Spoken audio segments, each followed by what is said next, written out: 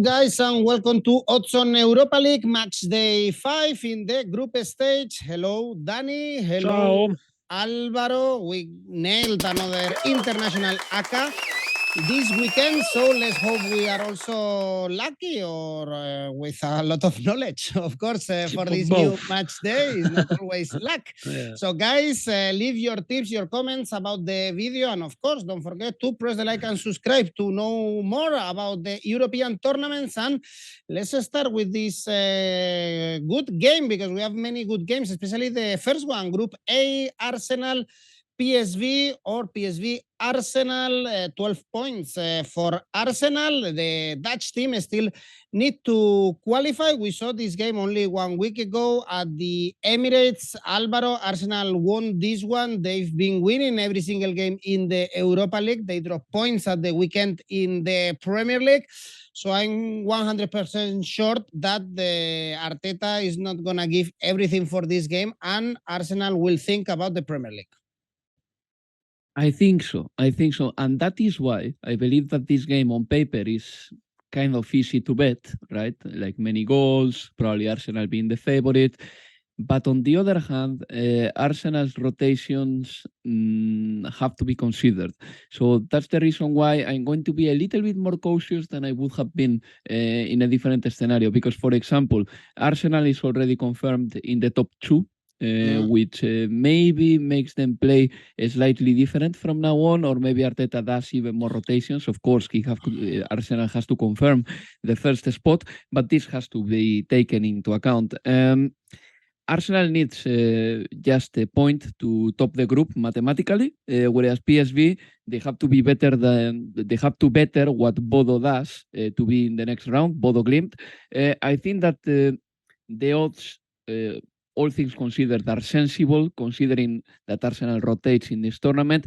PSV is a little bit maybe less reliable than Arsenal. They lost 4-2 to Groningen. They are 4 points off the pace with Ajax. They concede a lot, yes, 18 in the leagues in 11 games. However, they don't concede so many in the Europa League, only 3 goals in 4 games. The next game is crucial for them against Bodo. I think that this one is tricky to bet. That's why, if anything, I could go for the individual market, maybe Gakpo to score. He's been scoring many this season. That pays 288. And something much more speculative. I'm saying this game, I find it difficult. The second half to have more goals than the first half. That doubles up your bet. I like it. I think the fact that Arsenal won 1-0 at the last week was a bit of a freak result. They were very good at shutting down PSV, but they had a lot of chances as well. I think Arsenal should have scored more. And it's weird that PSV hasn't scored. This is a team that domestically in the Eredivisie scored 37 goals, 1 goal less than Ajax. They are the second top scorer of Europa League. And by the way, the first top scorer is Feyenoord with 12 goals, 1 more than PSV. So that tells you how open are Dutch teams, how many goals they score. Last season also Feyenoord scored a lot of goals in the Conference League, for example. So I think the 1-0 at the Emirates should not be taken into account. With Arsenal is a little bit difficult because, they won 8 of the last 9 in all competition, but against Southampton in the second half, they looked a little bit fatigued. And it's strange because, they only scored 4 in the last 4, Arsenal, but they still got the second best attack of the Premier League, and they kept 5 clean sheets in 7. So are they going to score a lot? Are they going to keep the door shut? So I think this is a difficult angle if you want to put a bet on this one. But I do agree with Alvaro. I think PSV, the odds for PSV are very good, considering they do need the 3 points. So I'm going to go for a nation handicap 0 for PSV in the second half, which pays 202. So if the second half ends in a draw, you get your money back. But if the PSV wins the second half, you win 202. That means Arsenal might well win the game. They might end finishing a draw, but you get a little bit of a room there for you to win some money. And PSV, they have to push because the last game is against Bodo Glimt away, and they can arrive until that point level on points. So be careful with PSV. Next group, Group B, we have Fenerbahce and Rennes qualified, and they are facing each other in Turkey for the first spot of the group. Fenerbahce, top of the Turkish table, 5 consecutive victories, good form, same for Rennes. Dani, perhaps they are relaxed and we can see many goals in this one. reverse fixtures finished 2-2. And by the way, Rennes is one of the most informed team in Europe. They won the last 6, unbeaten in 12 in all competition. They're up to 4th in Ligue 1. At the weekend, a little bit lucky. They won in stoppage time against Angers away. But, they got very good players that are in form. Amin Gouiri, 4 goals in the last 5. But as you mentioned, both teams are qualified. They are going for it. Last season in the Europa League, in the Conference League, Rennes did well. They qualified in the group with Tottenham, although they didn't play the last game because of COVID and lockdown and stuff like that. But they were competitive. So I do like them. I do like them here. I do think they're gonna push and they're gonna score a few goals. So Fenerbahce could contribute to that as well. After all, they both qualified, so it should be an entertaining game. Over 2.5 goals. The odds are very, very high, 206. Indeed, going for the full-time market, bookies don't know what to think. But Alvaro, we expect goals, as we saw in France, as Dani said. Yeah, the bookies normally are right with these things. Not always with Real Madrid when they consider them the underdog, but in the rest of the games, they are fine. Look, in the Europa League, we have had already 64 games. In 39 of them, we have had over 2.5 goals. And they don't score as many as in the Champions League because the average goals in the Europa League is 288. In the Champions League is 296. But still, you can see that there is a pattern there. There are many goals in the Europa League, and normally going for over 2.5 goals is safer than not going for over 2.5 goals. So for this game, Daniele has broken it down very well. Han is doing very well. And the truth is that they also score many goals. I mean, they are the joint second highest scoring side in Ligue 1. They are going through a terrific time. Martin Terrier, he has scored 9 goals this season, to the point that the other day in Marca, there was an article about him. This is quite random because normally in Marca you find articles about PSG and no one else. Well, there was an article about this guy because he has scored many goals. Fenerbahce has a very similar trajectory though, because since getting eliminated from the Champions League qualifier, they have been flying. I mean, they top their league, they top their group in the Europa League, 10 games unbeaten, 5 wins in a row. A player like Batshuayi, he's scoring many goals in the Europa League, 3 in 4 games. So it's looking good. So I'm going to go for the goals market just because I think that is very, very interesting here and very possible as well. Or both teams to score 170. But over 2.5 goals, as Daniel said, is a very, very good bet. Let's jump into Group C. Here we have Roma under pressure, going to Finland to face Helsinki, and Betis, already qualified, going to Bulgaria to face Ludogorets, and Ludogorets, they are playing in the Olympico, the last game. With a victory here, they will have everything on their hand to qualify and kick out Jose Mourinho from the Europa League. Betis are relaxed. Betis are not in a great form lately, Alvaro, so perhaps it's a good chance here as well for going for the underdog for Ludogorets. I agree, because Betis has 3/4 of the job done. I mean, they are qualified, and now they just have to make sure that they top the group, which I believe that they will. And the best way to do it is getting just a point against Ludogorets. Maybe Betis doesn't play with the same level of intensity than Ludogorets this game. Betis, by the way, lost in the weekend against Atletico de Madrid. We say that in the Champions League video.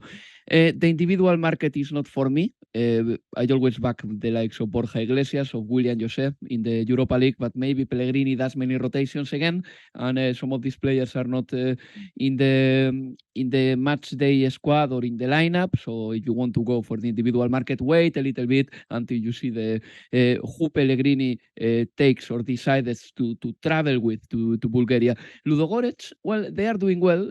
They have scored in every Europa League game. There is a hint over there. They beat Roma. They lost to Betis by a goal.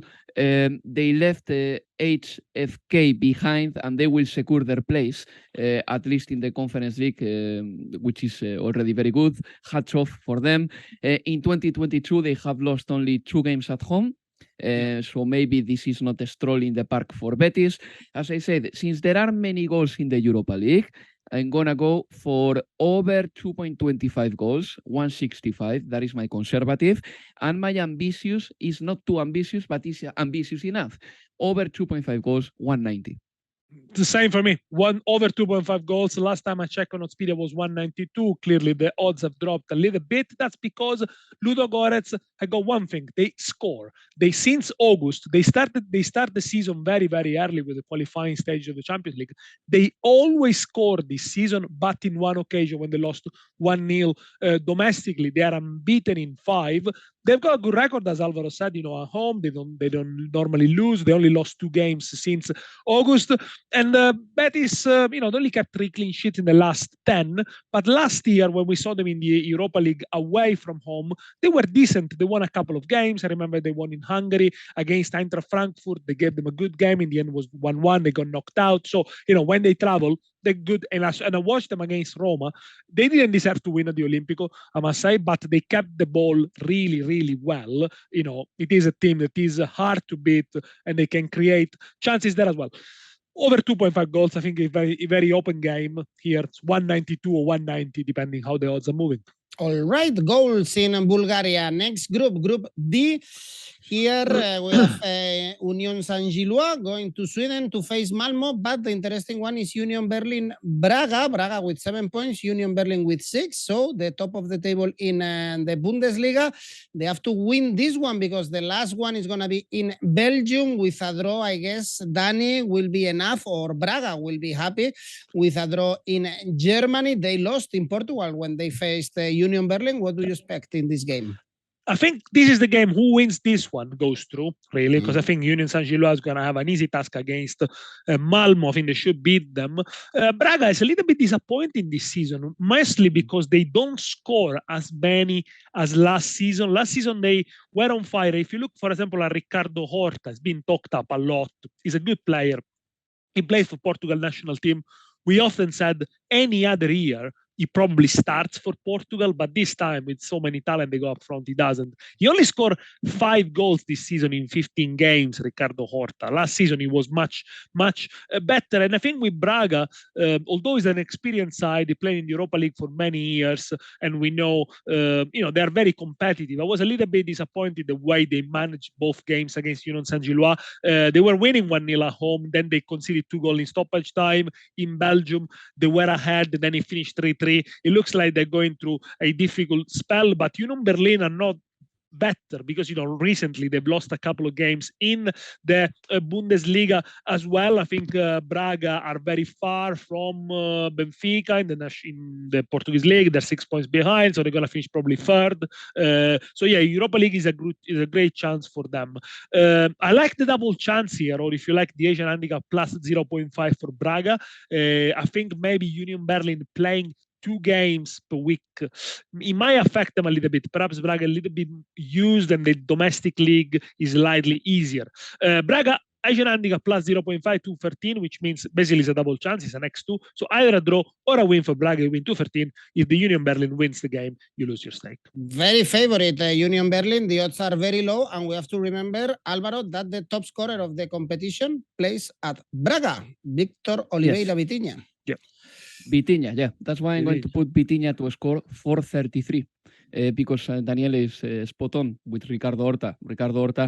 Ricardo Horta's numbers have gone down a little bit, but Vitinha is racing. He's not only the best player of Braga. If you check the Portuguese newspapers, they are asking for him to be called for the World Cup. He has scored 3 goals in his last 3 games and 8 goals in 15 games this season. Those are very good numbers. So Vitinha to score 433, it's a good one here.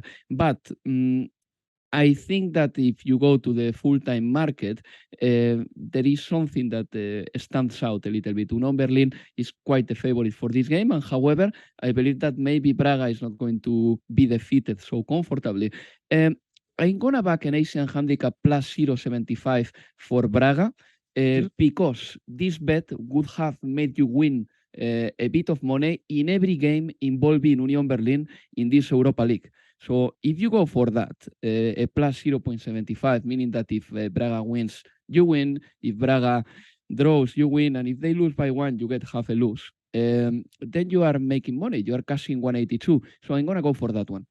You are agreeing a lot in this show. I like it. Well, the tips are Very we watch the similar. same we watch the same games. That's Exactly. why. Let us know if you also agree with Dani and Alvaro. They mostly agree on their tips. We are going to skip Group E because it's done for Real Sociedad and Manchester United, but it's much more interesting. Group F, every single team has 5 points. So let's focus, Dani, Lazio, Midtjylland. We didn't think Lazio could beat Atalanta without Immobile, but they are playing really well this season. 0-2 in Bergamo. Now they have to focus against Midtjylland. Remember that the Danish team beat them 5-1, so they won their vendetta on the table in the Olimpico.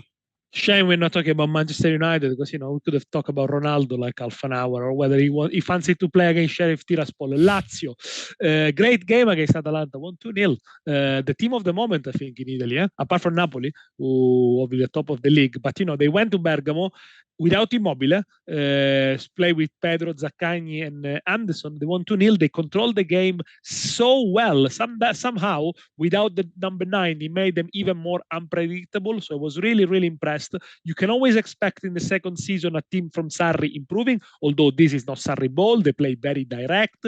But, you know, some of the play is very codified. You can tell they know what to do. Great defense, by the way. 6 consecutive clean sheets in Serie A. That's a record for Europe 5 major leagues. So that's where they're improving. None of the defenders of Lazio are outstanding.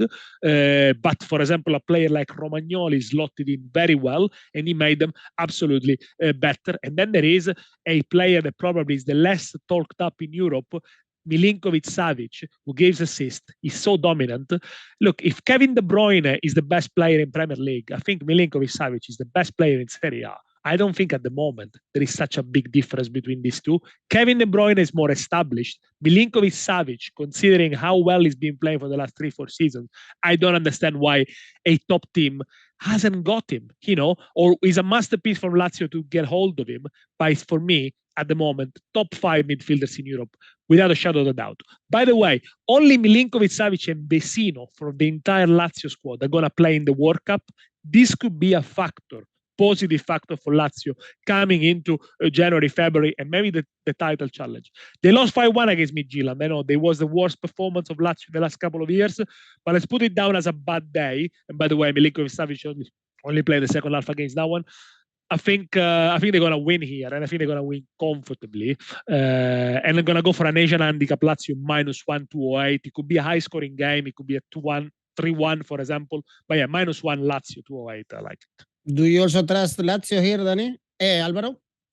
Yes, of course, but this is getting boring, Edu, because I'm coinciding too much with Daniele. This is basically the anti-communication. You know that now TV shows, they are looking for 2 opposing people, and then those 2 are quarreling all the time. No, so I'm going to spice it up a little bit. Daniele, I don't like your jumper. I mean, discuss that. So I had it for a few years, it's true. Maybe it's time to change it. Very elegant. Don't agree with me on that either. No, I think that Group F is the perfect representation of football singularity. I mean, there are 4 teams tied on 5 points, and the range of goal differences go from 4 to -5. A team like Feyenoord that averages 3 points per game, 3 goals per game, sorry, has as many points as a team like Sturm Graz that has scored 3. Welcome to football. I mean, this group is difficult to bet on, that's for sure. But Lazio at home, I'm going to back them. I'm going to take the fact that Lazio beat Atalanta in the weekend like a good omen, and I'm going to back Lazio here, like Daniele did. I mean, Lazio, at the end of the day, they've got the best goal difference in Italian football.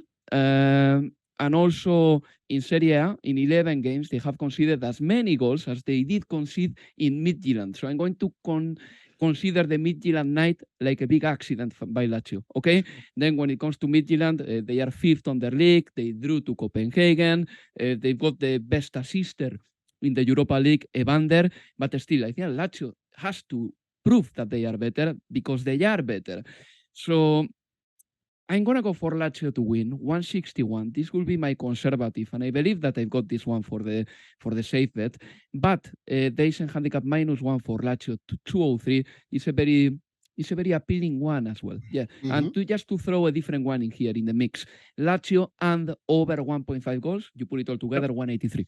All right, and in this group we also have Sturm Graz, Feyenoord. This is the top and the bottom of the group, but only for goal difference. And Sturm Graz, they got 6 when they played in Rotterdam.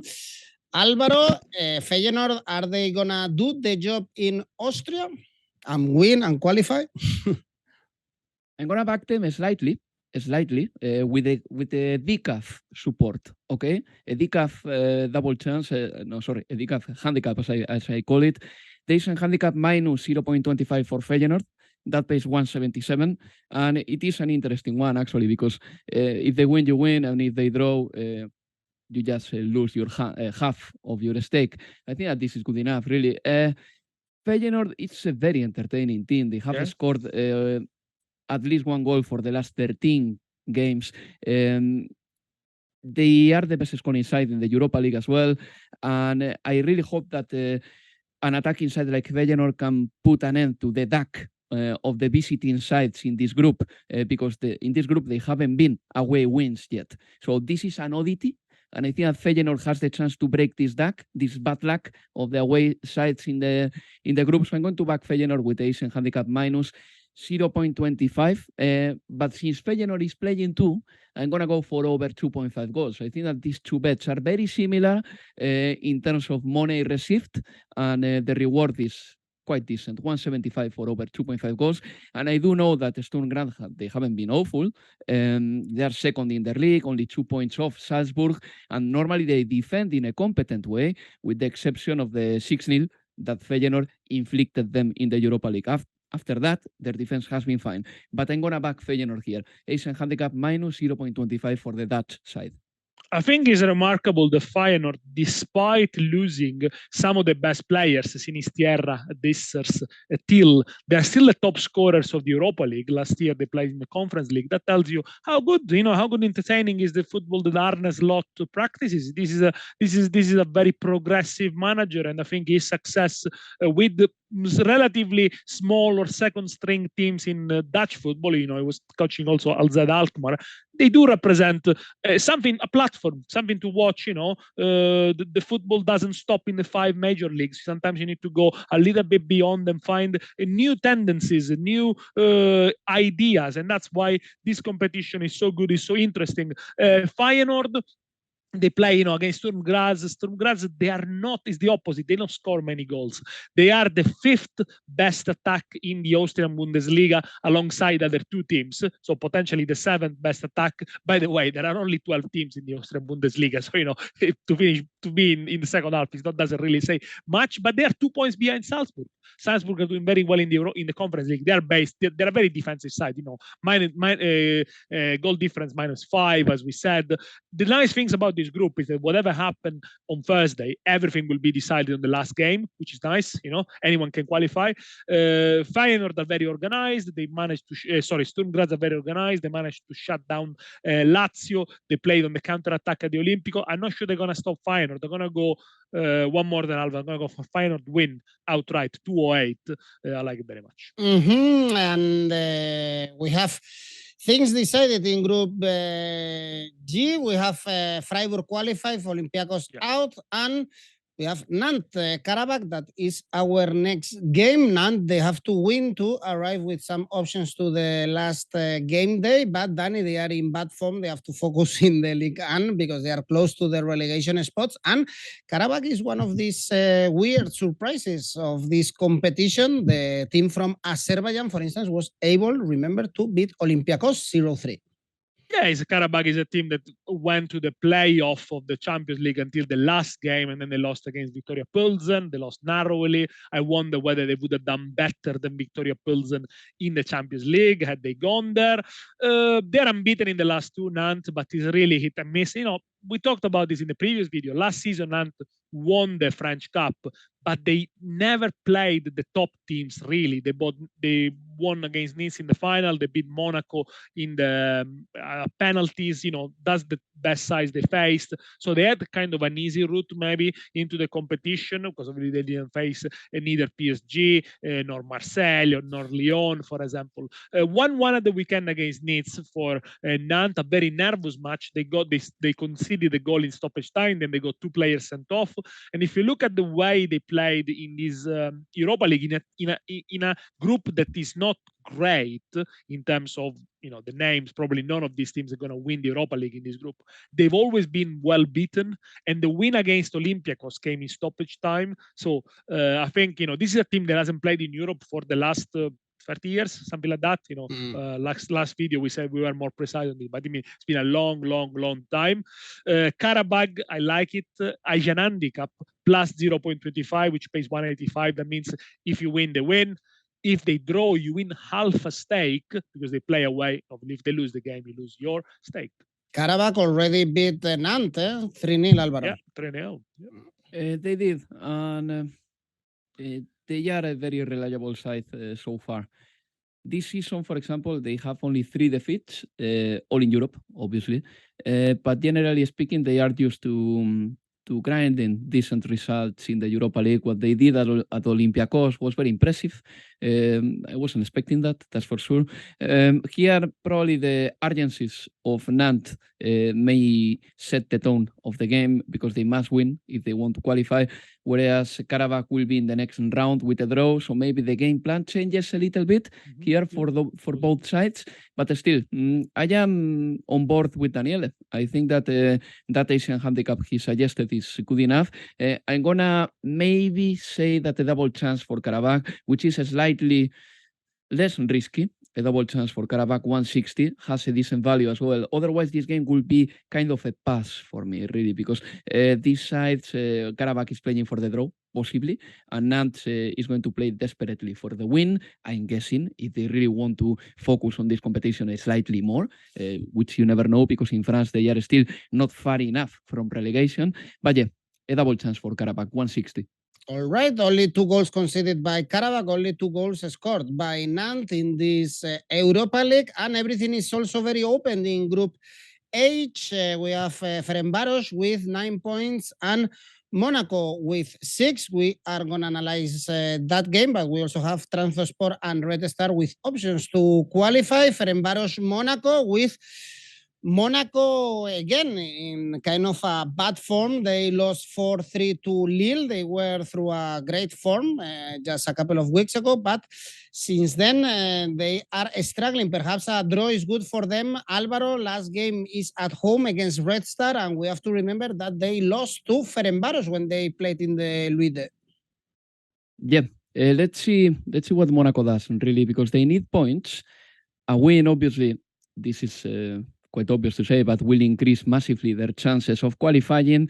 But they come at the back of 3 defeats in a row, and they lost to Lille 4-3 in the weekend. This is not the best moment for Monaco. They are struggling a little bit in the Europa League, and they are fighting, or they'll be facing Ferencvaros, and Ferencvaros is through just with a draw, which expands automatically their options, because they can play attacking football or they can play defensive football as well. I was checking Ferencvaros thoroughly because I was wondering, what is it with this side? What is their secret? What are they good at? I mean, and then I was checking the stats just to confirm a couple of ideas I had about them. And the truth is that they have been maybe a little bit lucky. I mean, their goalkeeper, Dibus, is the 3rd with most saves. Then they are the 24th out of 32 in attempts on goal. Their passing accuracy is under 80%. They are the 28th in possession out of 32. They are the 27th in balls recovered, so their gegenpressing, or whatever you want to call it, is not particularly excellent. And they are the 1st in clearances attempted in their own box, 23 more than Omonia. So this is a team that has been attacked massively. This is a team that has less attempt on goals than the most of the teams. A team that doesn't keep the ball for long, and a team that is used to having to tackle, stop, or clear the activity in their own box. Basically, this is a team used to stress. Of course, they've got good things because you know, for example, they beat Trabzonspor despite being a man down. They've got resilience, but maybe 4 games as a sample is not good enough to explain what Ferencvaros is about. I do believe that maybe they have been a little bit lucky in this Europa League, and perhaps Monaco can capitalize this time. Finally, it's not easy to win there in Hungary, but still, I'm going to go for over 2.5 goals, 174, just because this Europa League normally offers this kind of odds. And Ben Yedder to score doubles up your bet. Since he is the best scorer of Monaco, you can go for that one. But I am happy enough with over 2.5 goals because Monaco has to attack. I go something similar. I go with over 1.5 goals in the second half, 191. Surprise, surprise. Because I think the French sides, both in the Champions League, but apart from PSG, but in the Europa League, they are very unpredictable. They're very difficult to read because they got a lot of talent. For example, Monaco's got a lot of talent up front, but sometimes it's not well put together. It's a team that is very difficult to read. When they fire, they are very good. They are unstoppable. You know, players like Mbolo, for example, Ben Yedder, they're really, really good. But sometimes they got lapses of concentrations or the tactic is not quite right. Take, for example, the last 7 away games of Monaco. 2 defeats, but 4 wins. And then they went to the Parc des Princes and did 1-1 against PSG. So that tells you, the backbone is there of a very good side. They were defeated at the weekend, 4-3 against Lille. By the way, they were winning 3-2 and then they lost 4-3. That was the first defeat in 7 games in League One. So you cannot even say they are in a bad spell. They play a 4-4-2 formation. I think when Mbolo and Ben Yedder are firing with Golovin behind them, they can be a force. Sometimes it takes time to get into the rhythm. They conceded 9 in the last 3. Otherwise, other games at home, they've been decent.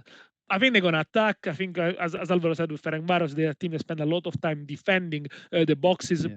Over 1.5 goals in the second half, 191. A lot of consensus today. I'm thrilled. I will have to rely, of course, in your tips as always, because we are been very correct in the last few weeks, I have to say. So let's try another week more. Let's finish the video with your safe bet, Dani. Helsinki, Roma, under 3.5 goals, that pays 148.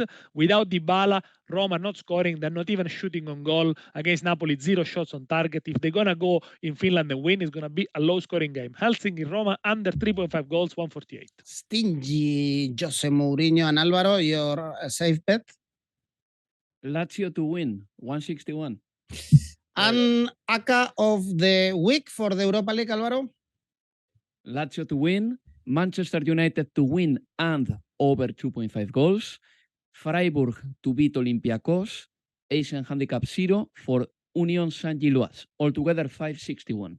Oh, Dani, your friend in Brussels have to be very happy. Not Mitchell. Yeah, he's enjoying going to watch Union Saint-Gilloise. Great game at the weekend, 2-2 against Bruges. I know all about it. Have you included Union Saint-Gilloise in your ACCA, Dani? Tell us.